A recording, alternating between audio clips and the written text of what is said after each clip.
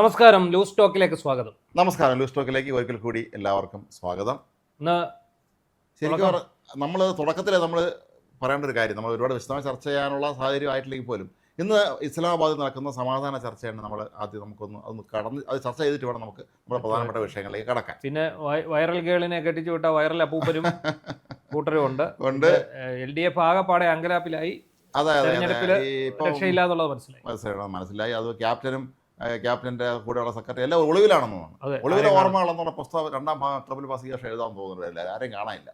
അപ്പോൾ ഏതായാലും നമുക്ക് ഇസ്ലാമാബാദിലാണ് ചർച്ച നടക്കുന്നത്, എല്ലാവർക്കും അറിയാം. നമ്മൾ ശരിക്കും പറഞ്ഞാൽ ലോകം വളരെ ആകാംക്ഷയോടെ അല്ലെങ്കിൽ അല്പം ഭയത്തോടെ ഇരിക്കുന്ന ഒരു കാലഘട്ടമാണ്. കാരണം ഇതെങ്ങനെയെങ്കിലും ഈ ചർച്ച ഒന്ന് ഒത്തീർപ്പായില്ലെങ്കിൽ ഇത് ലോകത്ത് വലിയ പ്രശ്നങ്ങളുണ്ടാക്കും. അപ്പോൾ ഇന്നിപ്പം പിന്നെ പാകിസ്ഥാനിൽ അടിയന്തരാവസ്ഥയാണ് അല്ലേ? അടിയന്തരാവസ്ഥ അല്ല, ഒരു സമാനമായ സാഹചര്യമാണ്. ലോക്ക്ഡൌൺ പോലെ സ്കൂളുകൾക്കെല്ലാം അവധി കൊടുത്തു. ഇന്നലെ കൊടുത്തു. 2 ദിവസത്തേക്ക് 10-11 കൊടുത്തത്. എന്തുകൊണ്ട് തീരുവോ? ഇന്ന് ഒരു ദിവസം കൊണ്ട് ചർച്ച തീരുമെന്ന് അറിയാൻ പറ്റില്ല. JD വാൻസും അബ്ബാസ് അഗരാച്ച് എല്ലാം എത്തിയിട്ടുണ്ട്. ഈ അതിപ്പോൾ അമേരിക്കയിൽ ഒരു ചർച്ച നടക്കുന്നുണ്ട്. എന്തിനാണ് അവിടുത്തെ വിദേശകാര്യ സെക്രട്ടറി അയക്കാതെ അവിടുത്തെ വൈസ് പ്രസിഡന്റ് തന്നെ ഇങ്ങോട്ട് അയച്ചതെന്നാണ്. അപ്പോൾ JD വാൻസിനെ സംബന്ധിച്ച് ഇതൊരു നിർണായകമായ കാര്യമാണ്. കാരണം അടുത്ത് അമേരിക്കൻ പ്രസിഡന്റ് ആവാൻ മത്സരിക്കാനിരിക്കുന്ന ആൾ അദ്ദേഹമാണ്. ഇന്നത്തെ ചർച്ച വിജയിച്ചാൽ അതൊരു ക്രെഡിറ്റാണ്, പരാജയപ്പെടുകയാണെങ്കിൽ അത് JD വാൻസിന്റെ രാഷ്ട്രീയ കാര്യം ഉണ്ടാകുമെന്ന് തോന്നുന്നില്ല അല്ലേ? ഈ ഇറാൻ മുന്നോട്ട് വെച്ച 10 ആവശ്യങ്ങളുണ്ട്, അതൊന്നും ഇവർ അംഗീകരിക്കാൻ സാധ്യത. പകരം ഒരു 15 അങ്ങോട്ടങ്ങാണ്ട് തിരിച്ച് കൊടുത്തിട്ടുണ്ട്. അത് ഇറാൻ അംഗീകരിക്കുമെന്നും പറയാൻ പറ്റില്ല. പക്ഷേ ഈ ഇവരൊക്കെ സംബന്ധിച്ച് ഇത് എങ്ങനെയെങ്കിലും ഇത് അമേരിക്കയെ സംബന്ധിച്ച് തലകൂരിയാൽ മതി എന്നുള്ള അവസ്ഥയിലാണ് എങ്ങനെയെങ്കിലും. അപ്പോൾ ഇതിനിടയ്ക്ക് നെതന്യാഹു ലെബനനിൽ കയറി ആക്രമണം നടത്തുന്നുണ്ട്. ഇപ്പോഴും നടത്തിക്കൊണ്ടിരിക്കുക. നെതന്യാഹുവിന് താക്കീത് കൊടുത്തെന്നാണ് പറഞ്ഞത്. ട്രംപ് പറഞ്ഞു അങ്ങനെ ചെയ്യരുത്, കാരണം ഇപ്പോൾ നമ്മൾ സമാധാന ശ്രമങ്ങൾ നടത്തിക്കൊണ്ടിരിക്കുന്ന ഒരു കാലഘട്ടത്തിൽ ഞങ്ങൾ അങ്ങനെ ചെയ്യാൻ പാടില്ല, കർശന നിർദ്ദേശം കൊടുത്താണ് പറയപ്പെടുന്നത്. അപ്പം ഇന്നിപ്പം ഈ ചർച്ച നടക്കുന്നതുകൊണ്ട് നമുക്കിപ്പം ചർച്ച ഒന്നും ആയിട്ടില്ല. നമ്മൾ നമ്മൾ റെക്കോർഡ് ചെയ്യുന്ന സമയത്ത് ചർച്ച ആരംഭിച്ചിട്ടുള്ളതായിരിക്കും. നമുക്ക് അവിടെ അതിനിടയ്ക്ക് അവിടെ ചന്ദ്രനിൽ പോയ ഉപഗ്രഹം തിരിച്ചെത്തിയിട്ടുണ്ട്. അത് ആദ്യം ചില ആശങ്കകളൊക്കെ ഉണ്ടായിരുന്നു. കാരണം തിരിച്ച് വരുന്ന വഴിക്ക് അത് ഈ കടുത്ത ചൂട് താങ്ങാൻ കഴിയുമെന്നുള്ള വിഷയമുണ്ടായിരുന്നു. അതായത് അതൊക്കെ അമേരിക്ക വിജയകരമായി കൃത്യമായിട്ട് ഇറക്കി. അത് ഒരു വലിയ ആശ്വാസം നൽകുന്ന വാർത്തയാണ്. ഇനി നമുക്ക് ഏറ്റവും പ്രധാനപ്പെട്ട കേരളത്തിൽ നടക്കുന്ന സംഭവങ്ങളെ കുറിച്ച് നമ്മളിപ്പോൾ ഇന്നലെ നമ്മൾ തുടങ്ങി വെച്ചതാണ്. കുംഭമേള വൈറൽ ഗേളിന്റെ വിവാഹം നടത്തിക്കൊടുത്തത്. അപ്പോൾ അതിന് ഉള്ളില് നമ്മൾ ഇന്നലെ പറഞ്ഞപ്പോൾ 1-2 ചെറിയ മിസ്റ്റേക്കുകൾ എത്തും. തമ്പാനൂർ പോലീസിലായിരുന്നു ഇവർ ചെന്നത്. തമ്പാനൂർ പോലീസ് നമ്മൾ നെടുമങ്ങാട് എവിടെയായിരുന്നു എന്നാ പറഞ്ഞിരുന്നത്. അതുപോലെ നൈനാർ ക്ഷേത്രം തിരുവനന്തപുരത്ത് അവിടെ വെച്ചാണ് നടത്തിയിരിക്കുന്നത്. ഇപ്പൊ ഏറ്റവും നല്ല രസകരമായ കാര്യം എന്താണെന്ന് ചോദിച്ചാൽ, ഇതാണ് റിയൽ കേരള സ്റ്റോറി എന്ന് പറഞ്ഞ് റിയൽ കേരള സ്റ്റോറിക്ക് വേണ്ടി പോസ്റ്ററും ബാനറും കാർഡുകളും ഇറക്കി സോഷ്യൽ മീഡിയ മുഴുവൻ അർമാദിച്ച് നടന്നിരുന്ന ഇടതുപക്ഷം പതുക്കെ വലിഞ്ഞിരിക്കുന്നു. ഞങ്ങൾക്കതിൽ പങ്കില്ല എന്ന് ഔദ്യോഗികമായി പ്രസ്താവന ഇറക്കി.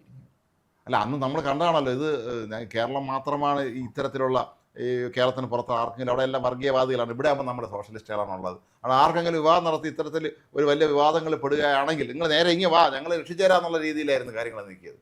ഇതിപ്പോൾ നമ്മൾ ഇന്നലെ പറഞ്ഞു വെച്ചതിൽ നിന്നും വളരെയധികം ഡെവലപ്മെൻറ്റ്സ് ആണ് ആ സംഭവത്തിലുണ്ടായിരിക്കുന്നത്. അത് ഒരു വലിയ ഒരു ദുരിതത്തിലേക്കായിരിക്കും ഇവിടുത്തെ CPM നേതാക്കളെ കൊണ്ടുവന്ന് എത്തിക്കുക എന്നാണ് തോന്നുന്നത്. കാരണം ഇത് വെറും ഒരു പോക്സോ കേസ് മാത്രമല്ല, പട്ടികവർഗ പീഡന നിരോധന നിയമപ്രകാരമുള്ള കേസുകൾ ദേശീയ പട്ടികവർഗ കമ്മീഷനാണ് ഇത് ഇപ്പോൾ കേസെടുത്തിരിക്കുന്നത് എന്നുള്ള വളരെ പ്രധാനപ്പെട്ട ഒരു കാര്യമാണ്. അത് പോക്സോ ഉണ്ട്, ഈ പട്ടികവർഗത്തിൽപ്പെട്ട കുട്ടിക്കെതിരായ പീഡനത്തിൻ്റെ വകുപ്പുണ്ട്, അതിനൊപ്പം തന്നെ വ്യാജരേഖ ചമച്ചു എന്നൊരു വകുപ്പ് കൂടി ഉണ്ട്. പിന്നെ വ്യാജരേഖ ചമയ്ക്കാൻ നമ്മുടെ നേതാക്കന്മാരും അതിവിദഗ്ധന്മാരായതുകൊണ്ട് അതൊന്നും ഒരു ചിന്തിച്ചാൽ വയ്ക്കും. നമ്മളെ പല വ്യാജരേഖ കൊണ്ടുവന്നാണെന്ന് കരുതി കാണുമ്പോൾ അത് ശരിക്കും പറഞ്ഞാൽ വഴിയിലൂടെ പോയ വയ്യാവേലി ഓട്ടോറിക്ഷ പിടിച്ച് പോയി കൊണ്ടുവരികയായിരുന്നു മന്ത്രി അപ്പൂപ്പൻ പി ശിവൻകുട്ടി. സ്വയം പുള്ളിയെ വിമൽകുമാർ എന്ന് വിളിക്കുന്ന പോലെ പുള്ളി സ്വയമായിട്ട് പുള്ളിയെ മന്ത്രി അപ്പൂപ്പൻ എന്നാണ് വിളിക്കുന്നത്. അടുത്ത അത് നമ്മുടെ MV ഗോവിന്ദൻ, CPM സംസ്ഥാന സെക്രട്ടറി. അതുപോലെ ഡബിൾ ഐ റഹീം എന്നാണ് അദ്ദേഹം അറിയപ്പെടുന്നത്, റഹീം. പിന്നെ അപ്പോൾ ഇതിനകത്ത് ഇന്ന് രസകരമായ ഒരു കാര്യം, ഇവരെയൊക്കെ ഇനി മധ്യപ്രദേശ് പോലീസ് കൊണ്ടുപോകണമെന്ന് വിചാരിക്കുക. ഈ റഹീമിൻ്റെ ഇംഗ്ലീഷ് കേട്ടിട്ട് അദ്ദേഹത്തെ ഉടനെ അവർ പറഞ്ഞു വിടുമെന്നാണ് നമ്മുടെ സോഷ്യൽ മീഡിയയിലൊക്കെ കാണുന്നത്. അവിടെ ചെല്ലുമ്പോൾ റഹീം ഇംഗ്ലീഷ് പറയും, അതോടുകൂടി റഹീമിനെ അവിടുന്ന് അപ്പോഴേ ഇവിടെ നിൽക്കേണ്ട പൊക്കോ സാർ എന്ന് പറഞ്ഞു വിടുന്നത്. ഓക്കെ, അത് സഹിക്കാം.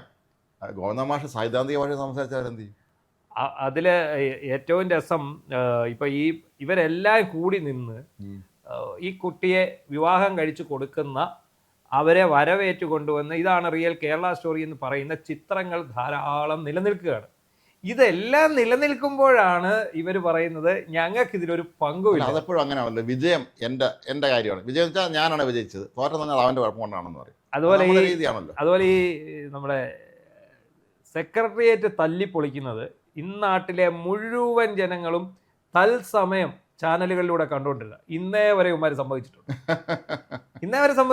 നിയമസഭ, അതെ, സെക്രട്ടേറിയറ്റ് അല്ല, നിയമസഭയ്ക്കുള്ളിൽ ശിവൻകുട്ടി മുണ്ടും മടക്കി ഒരു മേശയിൽ നിന്നും മറ്റൊരു മേശയിലേക്ക് ചാടിപ്പോകുന്ന ദൃശ്യങ്ങൾ ധാരാളം ഉള്ളപ്പോൾ അത് പോലും അത്രയും ആൾക്കാർ, ലക്ഷക്കണക്കിന് ആൾക്കാർ ലൈവായി കണ്ട ഒരു സംഭവം ഞങ്ങൾ അങ്ങനെ ചെയ്തിട്ടില്ല എന്ന് പറയുന്ന ആൾക്കാരാണ് ഇവർ. ഇപ്പം സംഭവിച്ചത് എന്താണെന്ന് ചോദിച്ചാൽ ദേശീയ പട്ടിക ജാതി കമ്മീഷൻ കേസെടുത്തിട്ടുണ്ട്, വിശദീകരണം തേടിയിട്ടുണ്ട്, ഓരോ ദിവസവും അപ്ഡേഷൻ കൊടുക്കാൻ ആവശ്യപ്പെട്ടിട്ടുണ്ട്. കേരള DGPയും ഹാജരാകണം, മധ്യപ്രദേശ് DGPയും ഹാജരാകണം. അതിനൊപ്പം തന്നെ ഈ പറയുന്ന ഇവരെ പ്രതി ചേർക്കാനുള്ള നിയമോപദേശവും അവിടെ തേടുന്നുണ്ട്. ആരെ? ഈ കല്യാണം നടത്തിപ്പോരാണല്ലോ. പ്രേരണ കുറ്റം എന്ന് പറയുന്നത് ഒരു പ്രധാനപ്പെട്ട കുറ്റമാണ്. നമ്മൾ ഇന്നലെ പറഞ്ഞതുപോലെ തന്നെ കേരള പോലീസിന്റെ ഭാഗത്ത് വലിയ വീഴ്ചയുണ്ട്. ആ വീഴ്ച തമ്പാനൂർ SHO അടക്കമുള്ളവർക്ക് വീഴ്ചയുണ്ടെന്ന് നമ്മൾ ആവർത്തിക്കുകയാണ്. കാരണം 2 രേഖയാണ് അവർ കൊണ്ടുവന്നത്. ഒന്ന് കുട്ടിയുടെ ആധാർ, മറ്റൊന്ന് കുട്ടിയുടെ ബർത്ത് സർട്ടിഫിക്കറ്റ്. ഈ 2 എണ്ണത്തിന്റെ സാധുതയും പരിശോധിക്കുന്നതിൽ കേരള പോലീസ് പരാജയപ്പെട്ടു. നിസ്സാരമാണ്. അവർക്ക് തിരുവനന്തപുരത്തുള്ള സൈബർ സെല്ലിൽ വിളിച്ച് ചോദിച്ചാൽ മതിയായിരുന്നു, അവർ അപ്പോൾ വെരിഫൈ ചെയ്ത് കൊടുക്കുമായിരുന്നു. QR കോഡ് വരെ ഉള്ള സാധനമാണ്. അതെ, അതല്ലാതെ തന്നെ ഡയറക്റ്റ് ചെയ്യാമല്ലോ. ഇപ്പൊ എന്താ പറയുന്നത്, ആധാർ കാർഡിന്റെ ആ സാധുത അറിയാൻ എന്താ ഇത്ര ബുദ്ധിമുട്ട്? ഒരു ബുദ്ധിമുട്ടുമില്ല. ഈ ആധാർ കാർഡിന്റെ സാധുത അറിയാൻ ഈ കുട്ടിയെ കൊണ്ടുവന്ന് അടുത്ത അക്ഷയ കേന്ദ്രത്തിൽ കൊണ്ടുപോയി ഈ പറയുന്ന നമ്പരും അതിനൊപ്പം ഇതിന്റെ വിരലടയാളവും കൂടെ നോക്കിയാൽ പോരെ? അല്ല, നമ്മുടെ ഇവിടെയൊക്കെ പോലീസ് അന്ന് അതിക്രമിച്ച് കയറാൻ വന്നതിന്റെ നമ്മൾ ആരുടെ നമ്പർ ഇല്ലായിരുന്നല്ലോ, എല്ലാം എത്തിയില്ല. നമ്മുടെ ജീവചരിത്രം നമ്മൾ അവരിങ്ങോട്ട് പറഞ്ഞു. അതെ, അങ്ങനെ വന്നവരാണ്. ആ ആധാർ കാർഡിൽ ഒറിജിനൽ ആയിരുന്നു എന്നാണ് ഇവർ വന്നത്. ആധാർ കാർഡ് വ്യാജമാണ്. ആധാർ കാർഡ് ഒറിജിനൽ ആണെങ്കിൽ ബർത്ത് സർട്ടിഫിക്കറ്റ് ഒറിജിനൽ അല്ലേ?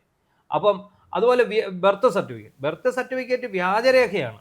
ആ വ്യാജരേഖയാണ് വെച്ചിട്ടാണ് അത് രണ്ടും കൃത്യമാണെന്ന് പറഞ്ഞ കേരള പോലീസിന്റെ ഉദ്യോഗസ്ഥരെ നമ്മൾ എന്ത് ചെയ്യണം? അല്ല, നമ്മുടെ കേരളത്തില് വ്യാജ PhDയും വ്യാജന്മാരുടെ വിളയാട്ടമാണല്ലോ. വ്യാജന്മാർ ഇഷ്ടം പോലെ ഉണ്ട്. അപ്പം അവർ വിചാരിക്കും ഇത് നിസ്സാര വ്യാജ PhD തട്ടിപ്പ് തീസിസ് ഒക്കെ തയ്യാറാക്കുന്ന ആളെ സംബന്ധിച്ചിടത്തോളം ഇതൊക്കെ നിസ്സാര കാര്യമാണെന്ന് അവർ കരുതിക്കാണ്. അറിയാൻ പാടില്ലാത്തോണ്ടായിരിക്കില്ല. അതാണ് ഇത്. എന്തായിരുന്നു ഇതിനകത്ത് ശരിക്കും സംഭവിച്ചത്? ഇങ്ങനെയാവാം എന്ന് പറഞ്ഞാൽ എൻ്റെ ഒരു കണക്കുകൂട്ടലാണ്. ഇവരിങ്ങനെ ഇവിടെ കല്യാണം കഴിക്കാൻ വരുന്നതായിട്ട് വിവരം കിട്ടുന്നു. ഈ നമ്മുടെ ഗോവിന്ദനും ശിവൻകുട്ടിയും റഹീമും അടങ്ങുന്ന സംഘം, ജോയി അടങ്ങുന്ന സംഘം നേരെ പോയി ഇവരെ അങ്ങ് പൊക്കിയെടുക്കുന്നു. അപ്പോഴാണ് ഈ കുട്ടിയുടെ അച്ഛൻ പരാതിയുമായി തമ്പാനൂർ സ്റ്റേഷനിൽ ചെല്ലുന്നത്.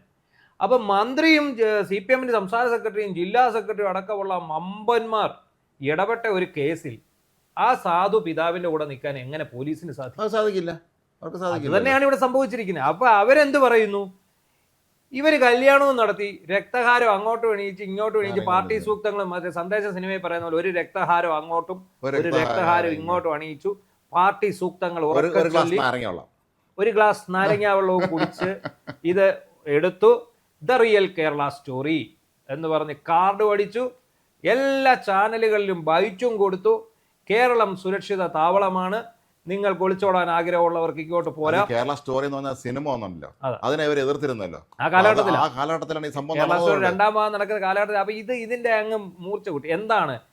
ഞങ്ങൾ ന്യൂനപക്ഷ സംരക്ഷകരാണ് എന്ന കള്ള അജണ്ട, വ്യാജ നറേറ്റീവ് അതിവിടുത്തെ ന്യൂനപക്ഷത്തിന്റെ തലയിൽ അടിച്ചു കൊടുക്കാൻ നടത്തിയ ഒരു ശ്രമമാണ്. അതിനെന്താണ് കാരണം? വെള്ളാപ്പള്ളി നടേശനെ പോലുള്ള വർഗീയവാദികളെ കൊണ്ടുവന്ന് മുഖ്യമന്ത്രിയുടെ ഔദ്യോഗിക വാഹനത്തിൽ കയറ്റി അയാൾക്ക് ന്യൂനപക്ഷങ്ങളെ കാണുമ്പോൾ ചീത്ത വിളിക്കാനും ന്യൂനപക്ഷങ്ങളെ പകയോടെ പെരുമാറാനും അവസരമുണ്ടാക്കി കൊടുത്ത് ഈ ന്യൂനപക്ഷങ്ങൾ ഈ സർക്കാരിൽ നിന്ന് അകന്നു കഴിഞ്ഞപ്പോൾ അവരെ സുഖിപ്പിക്കാനുള്ള ഒരു നീക്കത്തിൻ്റെ ഭാഗമായിട്ട് കൊണ്ടുവന്നതാണ് ആ സംഭവം. ഇത് ഏണി വെച്ച് പിടിച്ചതാണ്. അതെ, പക്ഷേ സോഷ്യൽ മീഡിയയിൽ പലരും കളിയാക്കി പറയുന്നത് ഇവരുടെ പണ്ടത്തെ പേരൊന്നും പറഞ്ഞിട്ടില്ല, പണ്ടത്തെ പല നേതാക്കന്മാരും ഇതുപോലെ പ്രായപൂർത്തിയാകാത്ത പെൺകുട്ടികളെ കല്യാണം കഴിച്ച ഒരുപാട് നേതാക്കന്മാരുണ്ടായിരുന്നു. അപ്പോൾ അത് കുഴപ്പമില്ല, അതുകൊണ്ടായിരിക്കും ആ ഒരു ഓർമ്മയിലായിരിക്കും ഇത് ചെയ്തതെന്നാണ്, കാലം മാറിയവരെ അറിഞ്ഞാണില്ലെന്നാണ്. അപ്പോൾ ഈ പറഞ്ഞ പോലെ ഇത് ഈ ഞങ്ങൾ ന്യൂനപക്ഷ സംരക്ഷകരാണെന്ന് മേനി നടിക്കുന്നു. പിന്നെ ഇന്ത്യ ഒട്ടാകെ നിങ്ങൾ എവിടെയൊക്കെ ലവ് ജിഹാദ് ഉണ്ടോ, നിങ്ങൾ എവിടെയൊക്കെ രണ്ട് മതസ്ഥർ തമ്മിൽ പ്രണയത്തിലുണ്ടോ, നിങ്ങളെല്ലാവരും കേരളത്തിലേക്ക് വരുവിൻ. നിങ്ങളെ ഞങ്ങൾ വിവാഹം നടത്തിത്തരും, രക്തഹാരം അണിയിച്ച് വിവാഹം നടത്തും, നിങ്ങളുടെ കുടുംബജീവിതം, നിങ്ങളുടെ കുഞ്ഞുങ്ങൾക്ക്, നിങ്ങളുടെ ഭാര്യമാർക്ക് പ്രസവിക്കാനുള്ള സൗകര്യം ഞങ്ങളുടെ ഈ പഞ്ചനക്ഷത്ര സർക്കാർ ആശുപത്രികളിൽ നിന്ന് ചെയ്തു തരും തുടങ്ങിയൊക്കെ വാഗ്ദാനങ്ങളാണ് ഇവർ കല്യാണം എന്ന് പറഞ്ഞ ഒരു പുതിയ. അതെ, ഇനിയിപ്പോൾ കല്യാണം, അതായത് അടുത്ത സംസ്ഥാനങ്ങളിൽ തമിഴ്നാട് തൊട്ട് അങ്ങോട്ടുള്ള വടക്കേ ഇന്ത്യ വരെയുള്ള എല്ലാ സംസ്ഥാനങ്ങളിലേക്കും ഇനി ചിലപ്പോൾ ഇവരൊരു PRD മുഖേന ഒരു പരസ്യവും. അല്ല, പണ്ട് ഓർമ്മ ഉണ്ടായിരിക്കുമല്ലോ, പാർട്ടി കല്യാണങ്ങൾ ഉണ്ടായിരുന്നു. പാർട്ടി നേതാക്കൾ തമ്മിൽ അങ്ങോട്ടും കല്യാണിക്കാലും പാർട്ടി നേതാക്കൾ തീരുമാനിച്ച് പാർട്ടി ഇന്ന സഹാവ് ഇന്ന ആ പെൺകുട്ടി വിവാഹം കഴിക്കണമെന്ന് തീരുമാനിക്കുന്നു. അതിലേറെയും ഗർഭസത്യാഗ്രഹം വഴിയായിരുന്നു. അതുകൊണ്ടായിരുന്നു. അതായത് നാട്ടിൽ എവിടെങ്കിലും ഒരു അവിഹിത ഗർഭം ഉണ്ടായാൽ ഗർഭം ഏറ്റെടുത്ത് ഗർഭസത്യാഗ്രഹം നടത്തുന്ന ഇവരാണ്. എന്നിട്ടാണ് ഈ മുതലാളിയുടെ മകനെ ഈ തൊഴിലാളിയുടെ മകളെയുമായിട്ട് കല്യാണം കഴിച്ചു കൊടുക്കുന്ന ഒരു അവസ്ഥ പണ്ടുണ്ടായിരുന്നു. ഈ ഗർഭസത്യാഗ്രഹം വലിയൊരു ട്രെൻഡായിരുന്നു. CPM ശരിക്കും അന്ന് മുതലെടുത്തിട്ടുണ്ട്. ലോക്കൽ സാക്കന്മാർക്ക് എല്ലാവരും നേതാവാനുള്ള ഒരു അവസരം ഗർഭസത്യാഗ്രഹം. അതിനൊപ്പം തന്നെയാണ് ഈ പാർട്ടി കല്യാണങ്ങൾ. പാർട്ടി നേതാക്കൾ തമ്മിൽ അങ്ങോട്ട് കല്യാണം കഴിക്കുമല്ലോ. പക്ഷേ ഇപ്പോഴത് കുറഞ്ഞു. അപ്പൊ ഞാൻ ഒരിക്കലും നമ്മുടെ അടുത്തൊരു സുഹൃത്തിനോട് ചോദിച്ചത് എന്താ സംഭവിച്ചത്, ഇപ്പൊ പാർട്ടി കല്യാണമൊന്നും ഇല്ലല്ലോ, ഇതിങ്ങനെ അല്ല ഇപ്പൊ അങ്ങനെ അല്ലല്ലോ. ഇപ്പൊ എല്ലാവരും നല്ല ശമ്പളവും പദവിയൊക്കെ ഉള്ള സ്ഥാനങ്ങളുണ്ടല്ലോ. പരമാവധി സ്ത്രീധനം കിട്ടുന്ന വീട്ടിൽ പൈസക്കാരന്റെ മോളെ കല്യാണം കഴിച്ച് എങ്ങനെ ജീവിക്കാം. ഇവന് പാർട്ടി പ്രവർത്തനത്തിന് പോകണമെങ്കിൽ വീട്ടിൽ വരുമാനമുള്ള ആൾ വേണം. അതാണ് പ്രശ്നം. അപ്പൊ എന്തായാലും ഈ പറഞ്ഞ പോലെ അതിപ്പോ വലിയ വിവാദമായി മാറി. മധ്യപ്രദേശ് പോലീസ് നേരിട്ടാണ് അന്വേഷിക്കുന്നത്.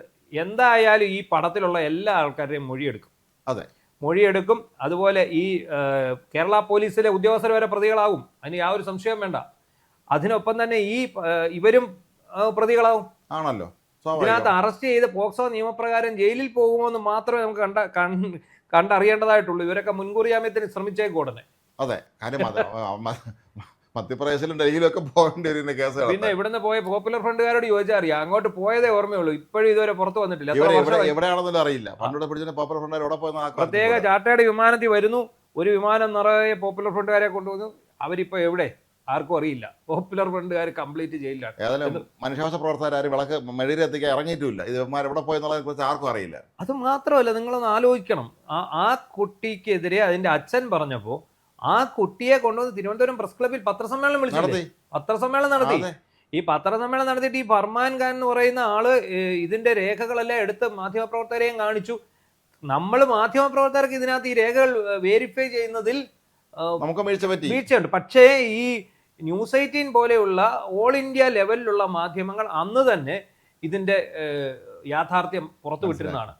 അന്ന് പുറത്തുവിട്ടിരുന്നതാണ്. കാരണം ഈ കുട്ടിക്ക് പ്രായപൂർത്തിയായിട്ടില്ല.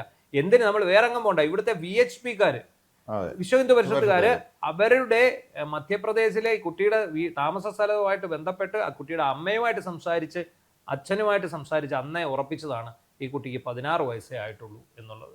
ഈ രേഖ വ്യാജമാണെന്ന് അവർ അന്ന് പറയുന്നുണ്ട്. അച്ഛൻ പറയുന്നുണ്ട്, ആ കുട്ടിയുടെ അച്ഛൻ പറയുകയാണ് രേഖ വ്യാജമാണ്, ഇതല്ല.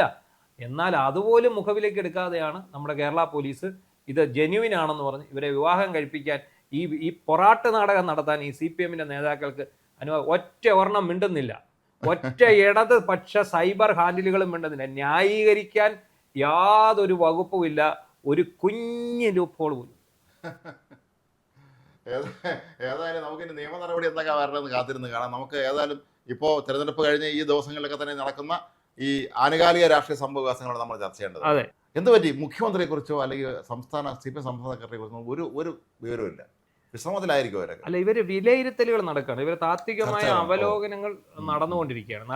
സിനിമയിലെ രംഗമുണ്ടല്ലോ, എന്തുകൊണ്ട് നമ്മൾ തോറ്റു എന്ന് ചർച്ച ചെയ്യുന്നത് പോലെ. അപ്പൊ ഇപ്പൊ രസം എന്താണെന്ന് ചോദിച്ചാൽ ഓരോ മണ്ഡലമായിട്ട് ഇപ്പൊ നഷ്ടപ്പെടുന്നു എന്നുള്ള രീതിയിലാണ് വന്നത്. അതെ, ആദ്യം അമ്പലപ്പുഴ എടുത്തപ്പോൾ തന്നെ അത് നമ്മൾ നേരത്തെയൊക്കെ ഇവിടെ നമ്മൾ പറഞ്ഞിരുന്നു. സുധാകരൻ എന്ന് പറയുന്ന CPM-ന്റെ മുതിർന്ന ലീഡർ, അയാൾ പാർട്ടി വിടുകയും അയാൾ തെരഞ്ഞെടുപ്പിൽ വിമതനായി മത്സരിക്കുകയും ചെയ്താൽ ആലപ്പുഴ ജില്ലയിലെ 9 മണ്ഡലങ്ങളിലും അത് പ്രതിഫലിക്കും. അപ്പൊ ഇപ്പൊ എന്താണ് സംഭവിക്കാൻ പോകുന്നത്? ഇപ്പൊ അവരുടെ ഒരു പ്രാഥമിക വിലയിരുത്തലിൽ ചേർത്തല, മാവേലിക്കര, ചെങ്ങന്നൂർ, ഈ 3 മണ്ഡലങ്ങൾ ഒഴികെ ബാക്കി 6 എണ്ണവും UDF കൊണ്ടുപോകും. അതിൽ കുട്ടനാട് പിടിച്ചെടുക്കും, കായംകുളം പിടിച്ചെടുക്കും, ആലപ്പുഴ പിടിച്ചെടുക്കും, അരൂര് പിടിച്ചെടുക്കും, അമ്പലപ്പുഴ പിടിച്ചെടുക്കും. മനസ്സിലായില്ലേ? ഇത്രയും മണ്ഡലങ്ങൾ പിടിച്ചെടുത്ത് അവർ കൊണ്ടുപോകും. ആ മണ്ഡലങ്ങൾ UDF പിടിച്ചെടുക്കുക. പിന്നെ ഈ പറയുന്ന ഹരിപ്പാട് കൂടെ നേരത്തെ ഉള്ളതായതുകൊണ്ട് അതുകൂടെ ചേരുമ്പോഴത്തേക്ക് 6 മണ്ഡലങ്ങൾ വന്നു. ഇതിൽ തന്നെ നമ്മൾ പറയുന്ന മാവേലിക്കരയും ചെങ്ങന്നൂരിൽ ഫൈറ്റ് ടൈറ്റ് ആയിരുന്നു അവസ്ഥ. അതെ, ജബി കുര്യാക്കോസ് വളരെ പ്രമുഖനായ നേതാവ്. അതേ നാട്ടുകാരനാണല്ലേ, ചെങ്ങന്നൂരുകാരനാണ്. അതെ, ചെറിയ നാട്ടുകാരനാണ്. അപ്പം അത് കാരണം മാത്രമല്ല, ഇത്തവണത്തെ ഏറ്റവും പ്രധാനപ്പെട്ട ഒരു കാര്യം, ഭരണവിരുദ്ധ വികാരം എന്നതിനൊപ്പം കോൺഗ്രസ് തമ്മിത്തല്ലാതെ നടന്ന ഒരു തെരഞ്ഞെടുപ്പ്. അത് സത്യമാണ് കേട്ടോ. കാരണം അത് കോൺഗ്രസ് മാത്രമല്ല, ഒന്ന് ഇടഞ്ഞു നിന്നവരെ KC വേണുപോലൊക്കെ എത്തി അവരൊന്ന് ആശ്വസിപ്പിച്ചപ്പോൾ അവർ പണക്കൊക്കെ മറന്നവർ തിരിച്ചു. ഇപ്പം K. സുധാകരൻ അന്ന് കടന്ന് കുറച്ച് കോപ്രായങ്ങൾ കാണിച്ചത് ഒഴിച്ചാൽ വേറെ പ്രശ്നങ്ങളൊന്നും ഉണ്ടല്ലോ. ആദ്യമൊക്കെ സീറ്റ് കിട്ടാത്ത കുറെ പേരൊക്കെ ഒന്ന് പിണങ്ങി മാറിയൊക്കെ നിന്നു.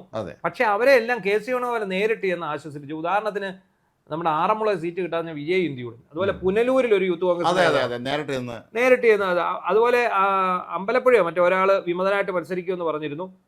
അയാൾ പക്ഷേ മത്സരിച്ചില്ലെന്നാണ്. വേറെ എവിടെയൊക്കെയോ ഇങ്ങനെയൊക്കെ ഉള്ള സ്ഥലങ്ങളിൽ അവർ എല്ലാം ഇപ്പോഴില്ലെങ്കിൽ ഇനി ഒരിക്കലും ഇല്ല എന്നൊരു ചിന്താഗതി അവർക്ക് വന്നു. അപ്പുറത്തെ പോയിട്ട് പ്രത്യേകിച്ച് വലിയ കാര്യമില്ല എന്ന് പറയാം. ഇപ്പം രാജിവെച്ചിട്ട് അപ്പുറത്തെ പാർട്ടിയിൽ പോയിട്ട് ഒരു കാര്യമൊന്നുമില്ല.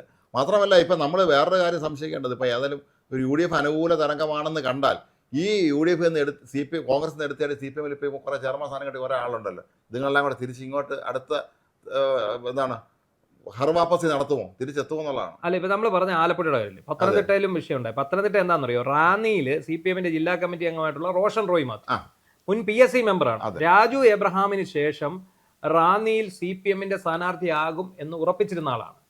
അദ്ദേഹം കഴിഞ്ഞ തെരഞ്ഞെടുപ്പിൽ ഈ മാണി ഗ്രൂപ്പ് വരികയും അവർക്ക് പത്തനംതിട്ടയിൽ ഒരു മണ്ഡലം കൊടുക്കുകയും ചെയ്ത സമയത്ത് ഈ രാജു എബ്രഹാം 5 ടൈം മത്സരിച്ച ആളെന്നുള്ള നിലയിലാണ് അദ്ദേഹത്തെ മാറ്റിയത്.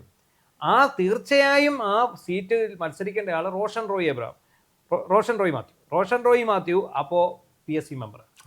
അപ്പോൾ അദ്ദേഹം കാലാവധി പൂർത്തിയാക്കാതെ അത് രാജിവെച്ച് മത്സരിക്കാൻ തയ്യാറല്ലെന്ന് അറിയിച്ചുകൊണ്ട് മാത്രമാണ് ഇത് മാണിക്ക് ബമ്പം പെൻഷനാണ് കാലാവധി പൂർത്തിയാക്കി വന്നാൽ. അതെ, അല്ലാതെ പെൻഷൻ പോലെ അല്ല അത്. അതെ, അപ്പോൾ അങ്ങനെ വന്നുകൊണ്ട് മാത്രമാണ് അദ്ദേഹം അന്ന് മത്സരിക്കായിരുന്നത്. പക്ഷേ രാജു മാറിയ പുറകെ 15,000 വോട്ടിന് മറ്റോ രാജു അതിന് മുമ്പ് ജയിച്ചതാണ്.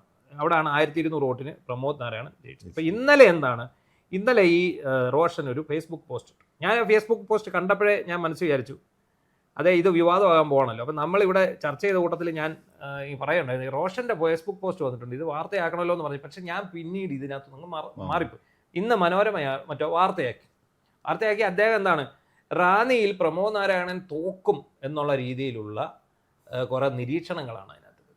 ഈ തോക്കാനുള്ള കാരണം, പോളിംഗ് ശതമാനം കുറയാനുണ്ടായ കാരണമെന്ന് പറഞ്ഞ് 4-5 പോയിന്റ്സ് അദ്ദേഹം 1, 2, 3 എന്നും പറഞ്ഞ് എഴുതി ഇട്ടു. അവിടെയാണ് സംഭവിച്ചത്. എന്തായാലും നമ്മൾ CPMനെ കുറിച്ച് എപ്പോഴും ചർച്ച ചെയ്യുമ്പോഴേ ഘടകകക്ഷികളെ കുറിച്ച് ചർച്ച ചെയ്യേണ്ടതാണ്. അല്ല, ഇത് പറഞ്ഞു കഴിഞ്ഞില്ല. അപ്പം ഈ പത്തനംതിട്ട ജില്ലയിൽ എത്ര സീറ്റ് കിട്ടുമെന്നുള്ളതിനെ കുറിച്ച് യാതൊരു ആത്മവിശ്വാസവും LDFിനില്ല. കാരണം അവരാകെ പ്രതീക്ഷിക്കുന്ന സീറ്റ് കോന്നി മാത്രമാണ്. പുറമേ അവർ പറയുന്നത് അവരെല്ലാ സീറ്റിലും ജയിക്കുമെന്നാണ്. വെറുതെയാണ്. ആറന്മുളയൊക്കെ വൻ ഭൂരിപക്ഷത്തിൽ വീണ ജോർജ് തോക്കും. തിരുവല്ല ആദ്യമായിട്ട് ഏറെ നാളുകൾക്ക് ശേഷം UDF തിരിച്ചു പിടിക്കും, റാന്നി പിടിക്കും, അടൂര് പിടിക്കും. ആകെ സംശയമുള്ളത് കോന്നിയിൽ മാത്രമാണ്. കോന്നിയിൽ ഈ ട്രെൻഡും തരംഗവും ഉണ്ടെങ്കിൽ UDF കടന്നു കൂടില്ല എന്നൊന്നും നമുക്ക് പറയാൻ പറ്റത്തില്ല. കൂടാനുള്ള സാധ്യതയുണ്ട്. എന്തായാലും 4 സീറ്റ് പിടിക്കും. ഇപ്പം അവിടുത്തെ റിവ്യൂ, ഇടുക്കിയിൽ ഇത് തന്നെയാണ് സംഭവിച്ചത്. ഇപ്പം എന്താണ്, ഏറ്റവും ആദ്യം റിവ്യൂ നടത്തി പണി കിട്ടിയെന്ന് ആദ്യം തിരിച്ചറിഞ്ഞിരിക്കുന്നത് CPI ആണ്. CPI, അതെ, കാരണം അവരുടെ 2 മന്ത്രിമാർ പോലും ജയിക്കുമെന്ന് അവരിപ്പോൾ സംശയം പ്രകടിപ്പിച്ചിട്ടുണ്ട്. അതായത് ഒല്ലൂരിൽ രാജനും മറ്റേ ചടയമംഗലത്ത് ചിഞ്ചുറാണിയും ജയിക്കാൻ പകുതി സാധ്യതയുള്ളൂ. പിന്നെ ബാക്കി ഉള്ള മണ്ഡലങ്ങളൊക്കെ തോക്കാൻ, പുനലൂർ വരെ തോക്കുമെന്നാണ് അവരുടെ വിലയിരുത്തലും തോന്നുന്നത്. പീരുമേട് തോക്കുമെന്ന് അവർ പറഞ്ഞു കഴിഞ്ഞു. പീരുമേട് നഷ്ടപ്പെടാൻ സാധ്യതയുണ്ട്, അടൂര് നഷ്ടപ്പെടാൻ സാധ്യതയുണ്ട്. അങ്ങനെ ഈ പറയുന്ന ചേർത്തലയിൽ P. പ്രസാദ് ജയിക്കുമെന്ന് പറയും. നെടുമങ്ങാട് GR അനിൽ ജയിക്കും. അപ്പൊ ചുരുക്കി പറഞ്ഞ 10 മണ്ഡലങ്ങളിലാണ് അവർ പ്രതീക്ഷ വെച്ച് പുലർത്തുന്നതായിട്ട്. അതായത് ഉറച്ച വിശ്വാസം 100% ഉറപ്പുള്ളത് 10 മണ്ഡലങ്ങൾ, 25 മണ്ഡലങ്ങളിൽ അത് മത്സരിച്ച് ആ 10 മണ്ഡലങ്ങളിലാണെന്നാണ്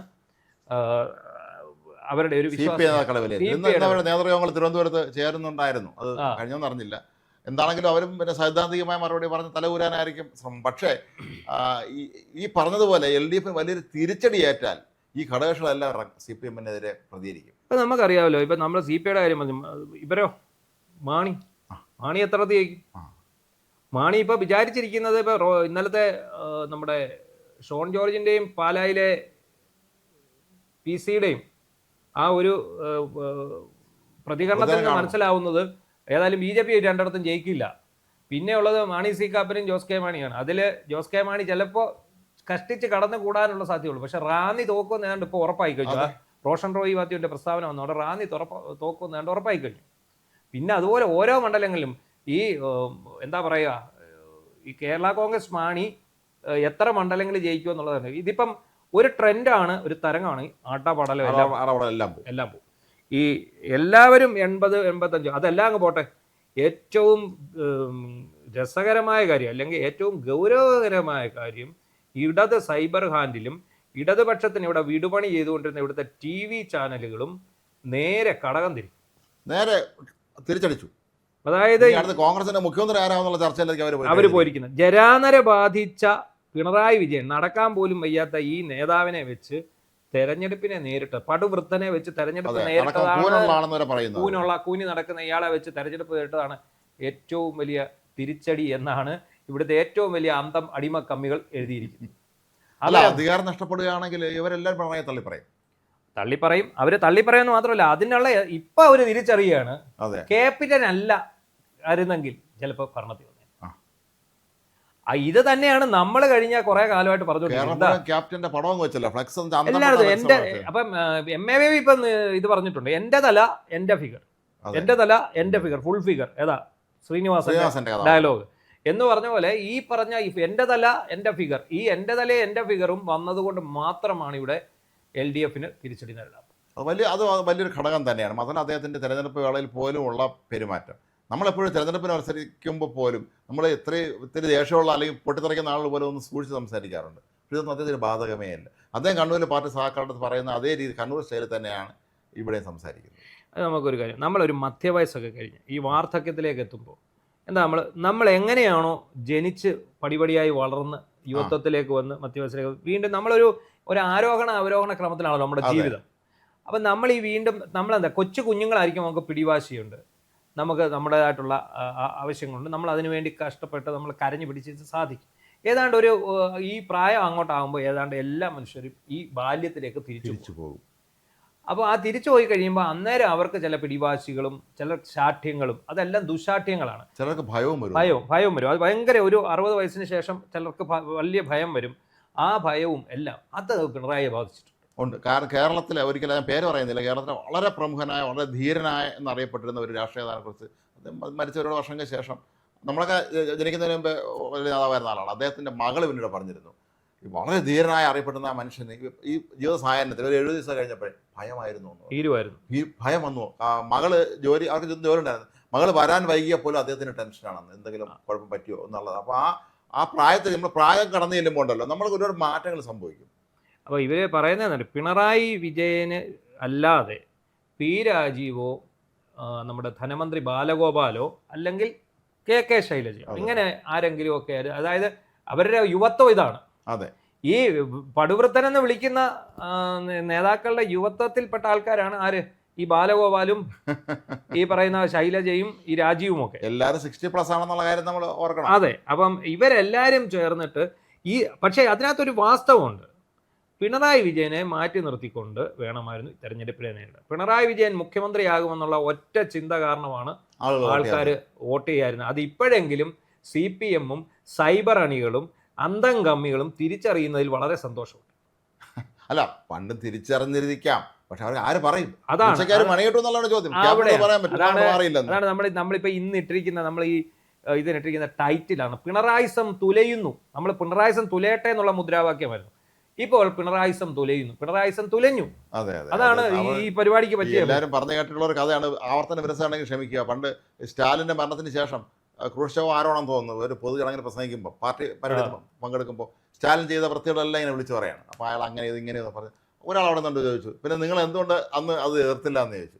പെട്ടെന്ന് തന്നെ അദ്ദേഹം അടുത്ത് നിന്ന് അദ്ദേഹത്തിൻ്റെ അംഗരക്ഷകൻ്റെ തോക്ക് വാങ്ങിച്ചിട്ട് ചോദിച്ചു, നാരായണ ചോദ്യം ചോദിച്ചതെന്ന്.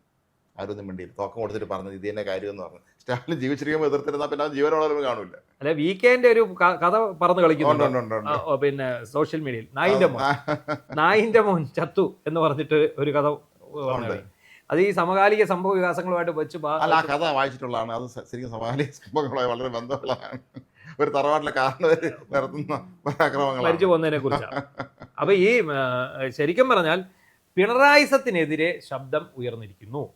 അതായത് അന്തം കമ്മികൾ തിരിച്ചറിഞ്ഞിരിക്കുന്നു പിണറായിയാണ് ഈ അപജയത്തിന് കാരണമെന്നും ഈ പാർട്ടി ഇത്തവണ തോക്കുന്നുണ്ടെങ്കിൽ അതിന്റെ പ്രധാന കാരണം പിണറായി വിജയന്റെ മൂന്നാം ഊഴമാണെന്നും. ഇന്ന് മൂന്നാം ഊഴം 2 ഊഴം ഇവിടെ സഹിക്കാൻ പറ്റുന്നില്ല. 1 ഊഴം കഷ്ടിച്ചാൽ സഹിച്ചത്. അതിൻ്റെ ഇടയ്ക്കാണ് ഈ 2ാമത്തെ ഊഴം വന്നിട്ട് ഇയാളുടെ ധാർഷ്ട്യവും ഇയാളെ വീട്ടിൽ പോയി ചോദിക്കുക എന്ന് പറയുക, ചെറ്റത്തരം എന്ന് പറയുക, ആൾക്കാരെ മുഴുവൻ അപഹേളിക്കുക, എല്ലാവരെയും അയാളുടെ മുഖം തെളിയുന്ന ഒരു സമയം ഉണ്ടായിട്ടില്ല. നേതാക്കന്മാരെ ഈ ഭാഷയെ കുറിച്ച് പറയുമ്പോഴേ ഞാൻ ഒരിക്കലേ ഈ PKV അദ്ദേഹം ഇന്റർവ്യൂ ചെയ്യാൻ പോയത്. ഞാൻ എന്നോട് KR ഗോപേഷൻ, ഇപ്പോൾ 24 ചാനലുള്ള ഗോപേഷൻ, ഞങ്ങൾ സഹപ്രവർത്തകരാണ്. ഞങ്ങൾ ഇന്റർവ്യൂ വേണ്ടി പോയാണ്.